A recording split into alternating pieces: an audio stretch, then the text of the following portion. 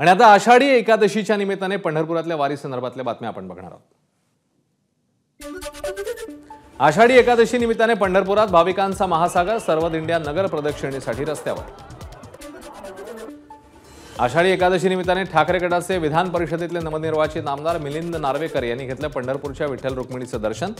नार्वेकरांकडून सपत्नीक पाद्यपूजन। विरोधी पक्षनेते अंबादास दानवे वारीमध्ये सहभागी। छोटं पंढरपूर म्हणून ओळख असलेल्या वाळूज इथल्या विठ्ठल रुक्मिणी मातेचं दर्शन घेण्यासाठी दानवे यांची छत्रपती संभाजीनगरमध्ये पायी वारी। बुलढाण्याच्या सिंदखेड राजा तालुक्यातील श्री क्षेत्र वैष्णवगड इथे आषाढी निमित्ताने यात्रा।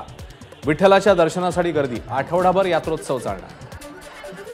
रायगडच्या खालापूर तालुक्यातील धाकटी पंढरी म्हणून ओळख असलेल्या ताकाई विठ्ठल मंदिरात भाविकांची गर्दी। सकाळपासूनच रांगा।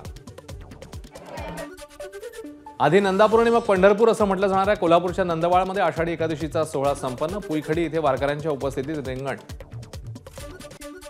आषाढी एकादशीचा साईबाबांच्या शिर्डीतही उत्साह।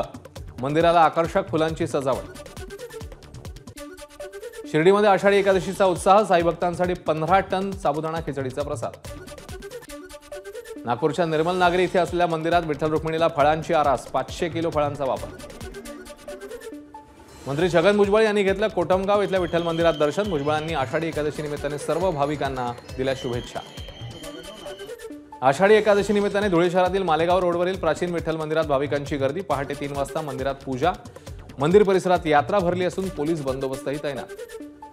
पुण्यामधल्या मुळशी गावात भात शेतीमध्ये साकारली विठ्ठलाची प्रतिमा।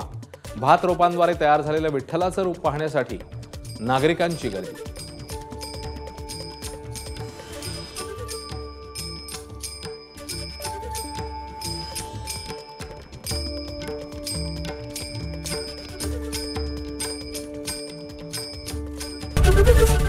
एबीपी माझा, उघडा डोळे बघा नीट।